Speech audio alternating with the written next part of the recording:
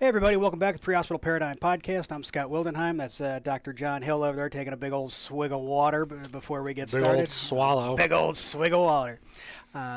Over here on to my left, I've got AJ, who's filling in for both Caleb and Ray. You get to take. About to say you get to take two seats in one, and returning Dr. Jordan Singer. This is like your fourth trip around here, I think, and it's always a blast having you out here. You bring us a wealth of knowledge, and you have a very unique set of experiences in your training, in that you got to participate with medical control for airlines. So we really wanted to get you on here and talk about in-flight emergencies. Amusingly, we were kind of joking earlier, but I was watching Airplane, the movie, and then like, oh, there's all these things going on this airplane. I'm like, this would be a great, and of course that's going to be our art for the webpage as well. But like, hey, we know a guy, and that's why we got you. So hey, welcome back. It's a pleasure as always, and thanks for making the trip across a couple of counties to come visit us. Yeah, it's good to be here. Thanks for having me. So let's kind of start with the in-flight emergencies. I think everybody has thought about that's a care provider at some point, like that awful overhead page. Like, is there any medical provider on this? You've thought about, like, boy, I hope I never have to deal with this. But if you do, there's some circumstance and there's some other things that you can be prepared for and understand ahead of time, and that's kind of what we want to get out here. So first and foremost, what is the incidence of in-flight emergencies? How often is this actually happening, or is this just an irrational fear in most providers' minds? Yeah, so about the data would say that 1 in 20 flights will have some form of quote-unquote in-flight medical emergency. But that's kind of a global thing, because it could be something as severe as cardiac arrest, which is incredibly rare, and it can also be something as mild as someone fainted, or somebody feels a little short of breath. And a lot of the reasons for these medical emergencies occur just due to the nature of travel, as well as due to the physiology that occurs when you're in a cabin that has been depressurized. Yeah. And so it's good to kind of understand those changes in physiology that occur when we're flying. And so the first is that the cabin is depressurized to like 6,000 to 8,000 feet, which is similar to the elevation of Denver. So if you are in Denver and you get on a plane, not much has changed. Right. But if you are at sea level and you get on a plane, when the cabin gets depressurized, the amount of oxygen that you get on each breath goes down. And so the percent oxygen is the same, but the pressure of oxygen goes down. Right. And so maybe your SAT is 99% when you're at sea level, yeah. And then you're on a plane, and now your SAT while you're sitting there is 90%, or even in the high 80s. And for most of us with normal lungs, normal heart, not a big deal. But if you have COPD, or pulmonary hypertension, or CHF, maybe that pushes you over the edge, and you didn't realize you had a problem until you were depressurized, and now you're realizing I'm short of breath, and oh my gosh, I'm having an emergency in that situation. So what you're saying is, even though we're at 32,000 feet, it feels like, from a pressure standpoint, like you're at 8,000 feet. Exactly. Yeah. So are the issues that you see when you go to altitude, do they all kind of revolve around pulmonary related things, or is it just a multitude of issues that you see because of that relative pressure change? I think that I break everything we see into kind of two situations. The first is dealing with that depressurization. So part of it is pulmonary, but really any space in your body that has gas or air will run into the same problem. So you may have more stomach problems and stomach pain if you maybe have more gas, because when the cabin is depressurized, gas expands. And so a little bit of gas in your stomach or your intestines may expand, start stretching things, and make you feel a little bit more uncomfortable. Same thing is true for your middle ear and your sinuses. If you have some sinus congestion that's clogging your sinuses, then maybe you'll have more sinus pain. That's also why when you are, it's typically going from a a low pressure to a high pressure that most of the issue occurs, because that's when gas is expanding. So when you're taking off and going to depressurization, no issue.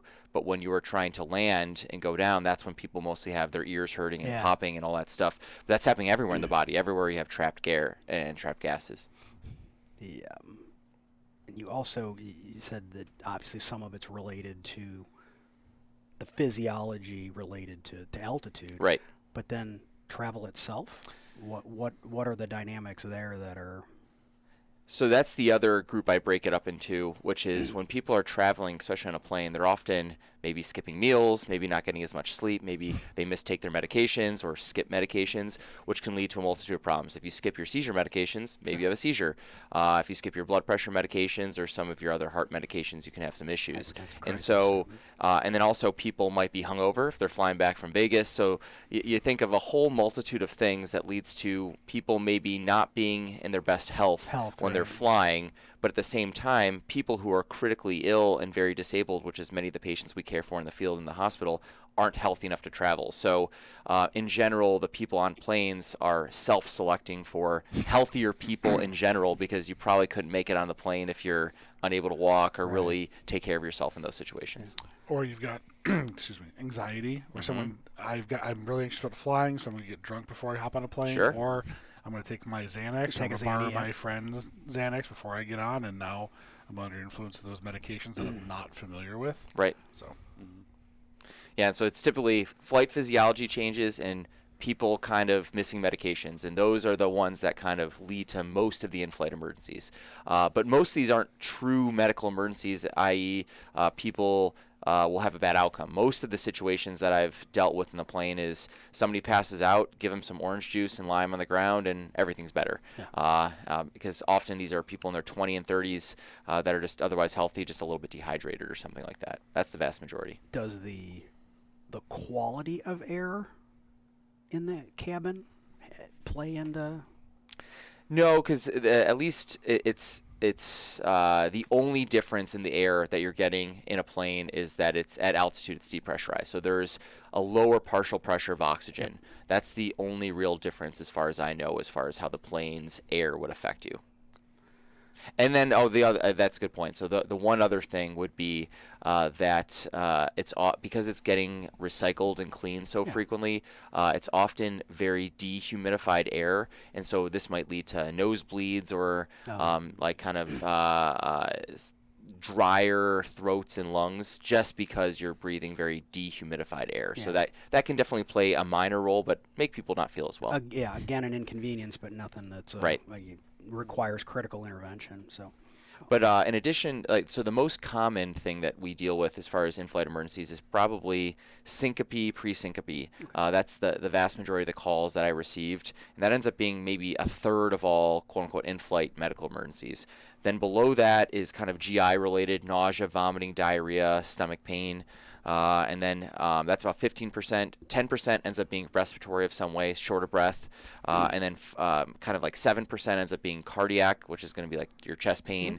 And then in general, about one in every 600 flights is an emergency. And then, as I mentioned, I think a little bit earlier, about 1 in 20 in-flight medical emergency calls leads to a diversion. And with a diversion, that would be where the captain who gets the final say says, I'm going to land this plane, I'm getting this person off the plane so I can get medical care. But even when I would kind of be involved, when I was doing this, I did not make the call for diversion. I would just recommend diversion and why, but in the end of the day, it was the captain's call because it's his ship and he gets to make that decision.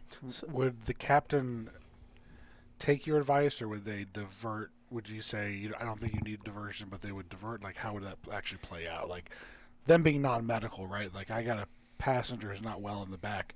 I would guess that they want to be like, nah, we're just going to land and offload this patient, get them the care they need, and then we'll continue on our trip. So it's definitely run the gambit. There's been times where so part of our responsibility with the service is not only providing in-flight medical emergency information, but also arranging for EMS, because just landing the plane doesn't fix the problem. You need to have EMS available and the appropriate hospital notified, and make sure the hospital has the resources you need. Kind of figuring all that. The captain can't do that. Like, he's flying a plane. Of course not, right. And so there's times where I've received a call from the captain being, I am landing this plane right now. I've already decided to divert. Can you please get me EMS for X, Y, and Z available? And that I would just do that. Like, I'm not going to tell him at that point. Like, he's getting ready to land. He's made his decision. But there's plenty of times where they call and say, what do you think we should do? And they take our advice seriously, because if we think that it is fine, they will often say, okay, we'll go with your gut. And they can always call back. The other thing is, being up at 30,000 feet is a very austere environment, because it takes probably about 30 minutes to land that plane if you are the proper distance away from the airport. And if you're above an airport, you can't just drop down. So you have to wait till the next airport that may be however far away. Then you have to get them on the EMS and get them to the hospital. And the airport you're going to has to have a hospital nearby with the resources you need. So very frequently, you have 15 minutes before the decision to start landing needs to occur, and that gives enough time to see what's going to happen. It kind of, you can give some recommendations and see if the patient bounces back. If they syncopized or having chest pain, or they're having some shortness of breath, and then things get better very, very quickly, then maybe you don't have to worry. The big complicating factor happens if there's a big pond coming up, such as the Atlantic Ocean or the Pacific Ocean. Yeah, so if that's the case, the calculus changes, because once you're over the ocean, you're going to be over the ocean for a while. And so sometimes we may make decisions that we would otherwise defer more quickly if you're about to fly over that pond. And so that definitely changes things. Probably a little lower threshold to let them get out over water. Or just to, I would have a lower threshold just to land. Because once we're over the water, they're going to keep on going for a while. Of course, operationally, so we've kind of led into with this, being med control, kind of the population that we're talking about here that are our highest risk. Operationally, how are they reaching out to you? Are they calling you on airband AM radio? How are they getting a hold of you as the physician at the control point?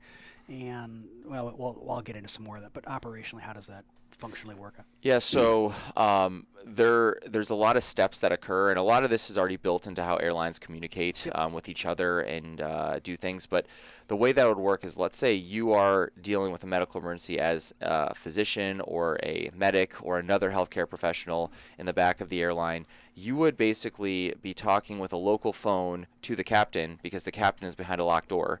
The captain would then be talking to a different kind of radio service that would connect to their airline's dispatch, which then connects to our kind of service that I worked for, who then would patch me in. And so before, so it's a direct shot. Yeah, and so there's you're still nothing to break. The nice thing is you're talking in real time. You're not actually talking with a radio, which is really nice. So it's direct two-way communication. But it definitely, there's a lot of steps, and if it breaks down at all, then you've lost connection and lost comms with the airline. Before COVID, at least where I worked, we would be in the communication center with our communication specialists right next to them, and we'd all be in one place. But COVID allowed us to kind of do that from home. So at least for a short period, I basically had my cell phone on, and I would have a shift where I'd do this for 8 hours, and it would go directly to my cell phone. And so I would just be in my home taking these calls, sitting and on doing your this couch stuff. in your PJs, taking. You totally could. Yeah. No, and so I would have various things pulled up so that I can kind of have the proper advice, because a lot of the communications I basically limited myself to asking no more than 2 to 3 questions that required no more than one kind of maybe one-word answer per question, to not overcomplicate things, because I'm talking to a captain who has probably no medical background, and I need to, with 2 to 3 questions, determine what my recommendation is going to be. So I'd often kind of think, what things do I need to ask to get the answer I need as quickly as possible and not overcomplicate it? And so that would often be how we would do it. So I'd write my questions down, answer them, and then be like, okay, this is what we're going to do, or this is what I recommend. Did you find that you could ask fairly similar questions for most every It helped that every most case. people were calling for syncope and pre-syncope, Yeah, right. and so it was kind of like, Same questions what's every their time. level of mentation, and are they having any difficulty breathing? And often by the time they called me, they already were looking good, because most of these pre-syncopal episodes would last maybe a couple seconds at most, and they had already, because they deal with this so frequently, they've already put the patient on the ground, lifted up their legs, given them some OJ, and they already look great. So I'm like, great. Not their first rodeo. I think that you guys have handled it. Give me a call if something changes, Yeah. and I'll have new recommendations. And then if I am worried, what I would often do, I would kind of talk to my communications specialist without telling the captain, and say, like, I'm concerned about this. Can you guys give me where the next airport is, like if I did recommend diversion, just so we can give them all the necessary advice? Because if I'm going to tell them I recommend diversion, but the next airport they could land at, they would be on the ground, they would have to make that decision in 20 minutes, then I would probably say, do X, Y, and Z, call me back in 15 with an update, and then I would have all the information they need at that point. Wow. You got to plan ahead a little bit. It sounds that way. And you talk about the like working from home and those 8-hour shifts, I guess, and you're talking about how many times this happens for different flights and whatnot. But like, what was a busy 8-hour shift? Like, how many calls do you think you would receive? Would it be a couple? Would it be a lot? I mean, So it definitely depends. And with these shifts, we, in addition to in-flight emergencies, we also provided online medical direction for our EMS services. So we did that, as well as for our critical care crews. And so it was kind of, you were the one-stop consult shop, basically, for everyone who needed it. Yeah. But I would say for in-flight emergencies during our daylight hours, it was much busier. You could, like, let's say you're working a 7 to 3 shift, you probably would get maybe 2 to 3 an hour. And then if you're working overnight, you're really only getting the red-eye flights, or we provided online medical direction for Air Emirates, which was their daylight hours. It was daylight, yeah. So it just depended on which services we had. If we all of a sudden got a whole bunch more European and Asian services, then we probably would have a busier night shift, just because it's their daylight hours and they have more flights. It's light over there, Yeah. How often, you said there was cases like you're like, hey, do these things, and if something changes, call me back. How often do you think was the incidence of callbacks? Relatively frequently, just to kind of update, because oftentimes these captains, they're just worried. Like they want to make sure that everyone on their plane does well, and they don't have the experience of a healthcare provider to know this sounds pretty much okay. I mean, we see thousands of syncope cases a year as physicians and EMS providers, and it's run of the mill for us, but for these people, it's scary. And so they just want to have reassurance that everything's okay. And so they'll call back and say, this is going on. And I'll say, that sounds great. That's what's expected. I do not think it's necessary to divert. I was always very much using my phrasing as recommendations, because it's not my call. It's their call. Yeah. And if I said I don't recommend diversion and they're saying I want to divert, then I'd say, great. Knock yourself out. I will we'll help you. We'll have EMS available, this and that, because in the end of the day, like, they have the end responsibility, and I'll respect the choice that they made. Because it's a tough thing. You got to fly a plane and be worried about everyone on your ship. When you would receive those phone calls, do you feel like you were frequently in touch with medical providers through the captain, or was there most cases where maybe they didn't step up or they weren't around or something like that? Most times there was someone. Yeah. I mean, there's a couple hundred people often on these flights, and there's typically someone with a healthcare background. Yeah. Whether the healthcare background had the right training for the job definitely varied. Very true. I mean, obviously, like, having someone with an emergency background, whether it be ER physician, ER nurse, anesthesiology, or EMS, is very, very helpful, because most of the stuff that we're worried about, they're equipped and handle on a day-to-day basis and feel very confident about. But honestly, even people without an emergency background, those healthcare providers still have a good understanding of things, and maybe they don't do it every day, but it's still very helpful to have them step up and help out, because you never know when you could potentially save a life or make a big difference.